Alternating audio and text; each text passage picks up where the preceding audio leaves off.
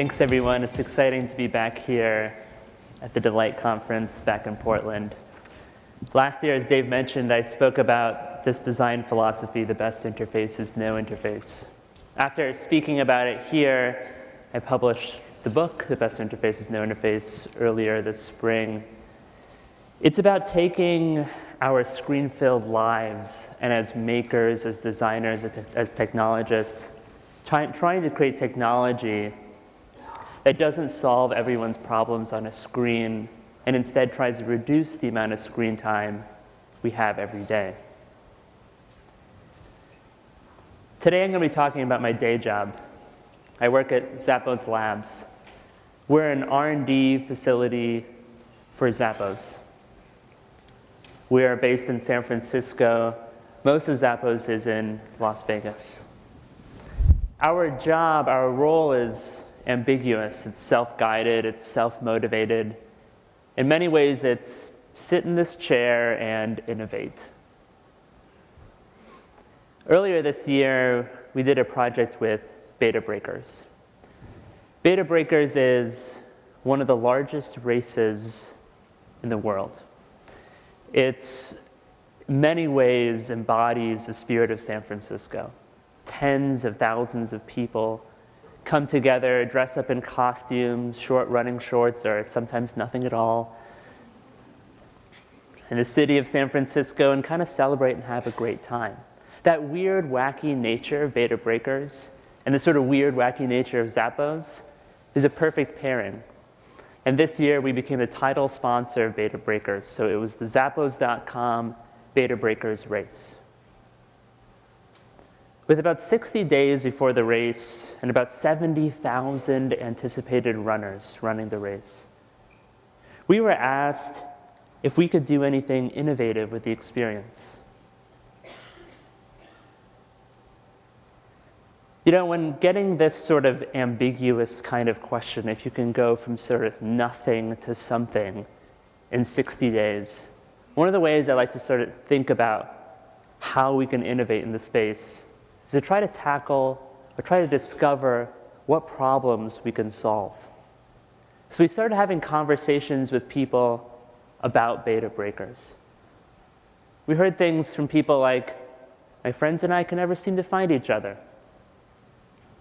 We heard things like, I can never seem to get good cell reception. With all the people there, cell networks get drowned out. Being Beta Breakers, we heard things like, every year I put my costume together at the last second, and I can't figure out which Gumby costume to put on. One of the things we heard about that I thought was pretty fascinating was around the expo space. People were talking about these really long lines. I thought there was something really unique about that particular problem. The expo is a place where registered runners go a few days before the race to get their race numbers. So you get about 70,000 people showing up in the space. They get their race numbers, and then they're funneled through the title sponsor's store. In our instance, it would be a Zappos physical store, where they can get things like water bottles, a running jacket because they forgot San Francisco's colder than it is, running shoes, last minute sort of items. But unfortunately, what's happened historically is you get these really long lines, people waiting about 40 minutes just to get a water bottle or just get that pair of shoes. And thinking about this problem and the great customer service brand that we are, it felt like a perfect match to try to create an incredible experience for these people in this particular space. So I started trying to put together a better customer journey with another designer on our team. We had this crazy goal to create this radically simple checkout experience. And it couldn't work on one particular operating system. It couldn't be an app. It had to be something that worked right away, the first time, with no learning curve for everyone that would be there. It was an incredibly high bar to go after. I started digging through historically, what are those sort of seamless checkout experiences that we've seen in the past? This is a TV commercial that AT&T put out in 1994. It shows a mother pushing a shopping cart through one of these scanners, and it doesn't say what kind of technology it is, and maybe it's RFID, I'm not quite sure. She pushes her cart underneath this scanner and then swipes her credit card to pay. It was a vision video of what AT&T thought we could be doing by this moment in time. At the same time I was trying to figure this out, a couple other people on our labs team were working on something called the Zappos Race Series. It's a sponsorship of about 200 races across the country, 200 smaller races across the country. And they were working with a startup called MyBibs to do some of the race timing for the events. Now what MyBibs were really RFID experts. They had RFID tags in the race numbers, and as you ran over particular parts of the race, the end of the race, mile markers, they would record time, and they would do it with RFID readers and these tags running over those spaces. They taught me about these RFID reader mats. They're mats that can read 700 tags per second. And they could read so many tags per second because there are often these marathons with thousands and thousands of runners. I also learned that RFID tags have dropped dramatically in cost. At that time that AT&T commercial was shown, an RFID tag cost about $3 per tag. You couldn't put it on each apple or each orange or each box of cereal. It just didn't make a lot of sense. Today, it costs about 11 cents per tag. It's a lot cheaper. Still not cheap enough to put on each orange or apple, but definitely cheap enough for us to put on a box of running shoes, on a running jacket. Adding 11 cents to the cost of those goods is not a lot. So I pitched a couple of different customer journeys to our marketing team who's in charge of the budget for the Beta Breakers race.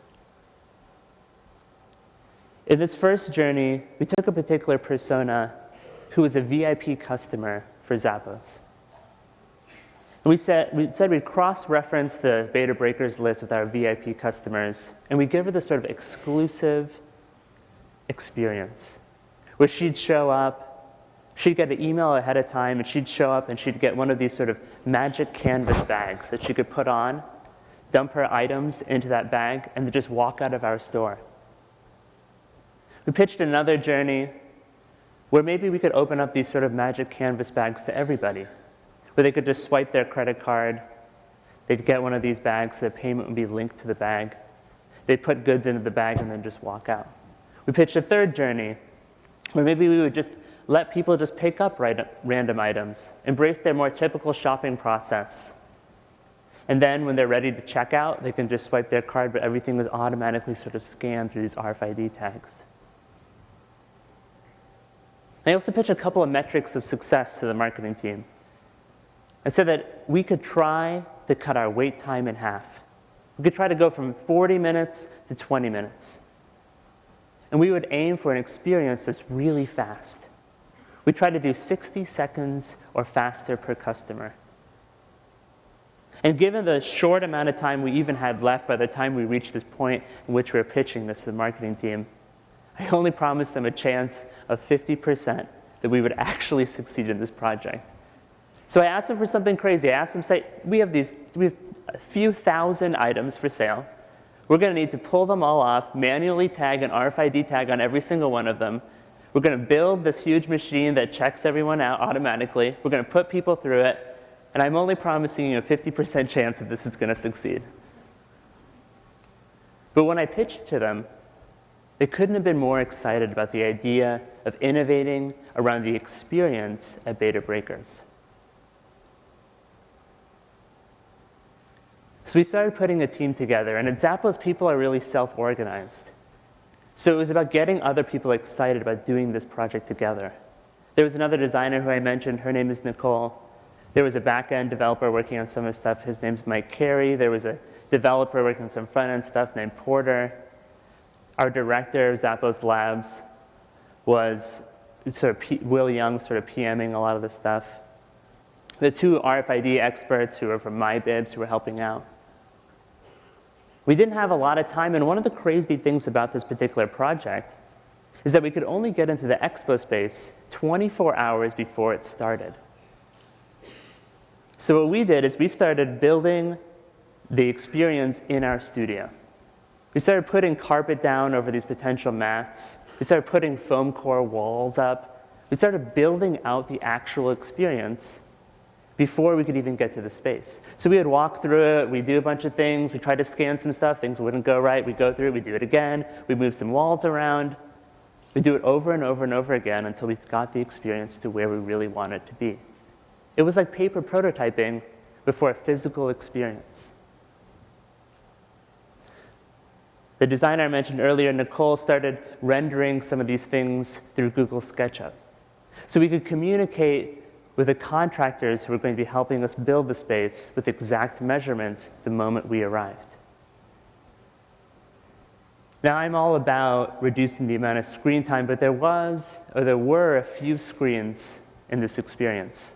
One of them was seeing the cart, seeing all the things that added up that were scanned by our mats. So the way the experience works is that you walk over to this, you walk into our self-checkout through a self-checkout lane. All the items get automatically scanned, they populate on a screen in front of you. You hit confirm, and then you swipe your credit card.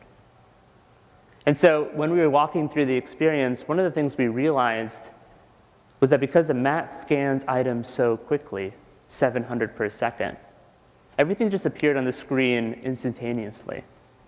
And there was something kind of lost there about the magic of the whole experience. So we actually slowed down and faked the time it took to actually scan the items so that people felt like there was something more special about what was happening at the moment in time. There were a couple of screens to be designed as well. I took inspiration from some Kandinsky works from the jazz albums about the sort of movement and speed of the whole thing, using these sort of abstract lines to express what was happening. So as I mentioned earlier, we only had 24 hours to actually pull this thing off before the two-day expo began. And it happened at Fort Mason, which is right outside the Golden Gate Bridge, a beautiful area of San Francisco. We showed up and we had this crazy task of opening these thousands of items and sticking these RFID tags on them. And we were fortunate that a sort of army of volunteers from our Las Vegas office came to help us out, about 30 of them. This is Mike Carey, one of our developers, going through the bags and bags of items that we had to open to stick all the RFID tags on them. At the same time we were doing all the RFID tagging, the physical space was actually getting built as well. So we had to monitor everything that was going on in that space on top of the craziness that was happening with all the RFID tagging. This is some of the magic checkout. You can see in blue here being set up. Actually, at one point in time when we went to go check out the checkout lane, everything was actually backwards. So we had asked the contractors to pick it all up and turn it around. Another incredible thing about this video is you can see the sunset. We were just there all day long trying to get this thing set up. So at the end of the day, we had this. This is our magic checkout. And to make it seem more magical, we put these LED lights on the outside.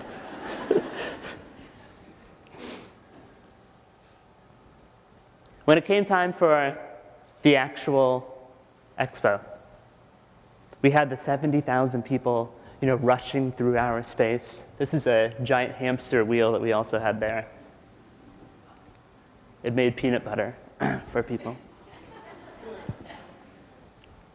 When people started rushing through the space the first hour, things weren't going so well. Well, the internet connection didn't work, so we couldn't charge anyone for anything. But after that hour, we sort of rebooted the system, and over the next day and a half, as we worked through the expo, people were flying through our magic checkout lane. Actually, 1 in 5 people checked out in about 20 seconds. And on average, People checked out in about 48 seconds. A few weeks before we launched this, I told our CEO, Tony Hsieh, about what we were working on. And when he came to town from Las Vegas, he decided to check it out. And you can see him here going through the experience in this looping video, where he walks up, he sees the items populate on the screen ahead of him, in front of him. He hits a button to confirm and then swipes his credit card. This isn't one of those perfect no-interface things that I talked about before, but it is reducing the amount of screen time you have to spend, and it solves a real need that we had. You just go up, you don't have to hit B for bananas, you just hit looks good, and then you swipe your credit card through Square. So looking back at our metrics for success, we had wanted to cut wait times in half. In actuality, we did far more than that. But I will say that that metric might not be great because it was something that we guessed based on years previous. Those weren't our booths in the past. So year over year total sales might be a little bit skewed. But what we were really proud about was that we created an experience that was really fast, where the average person was checking out in about 48 seconds. So we went from having nothing to having something pretty cool in about 60 days. Tomorrow, I'm actually going to be talking a little bit more about this project in a huddle session with Virgin America, and I hope a few of you can make it out. That's it. Thanks.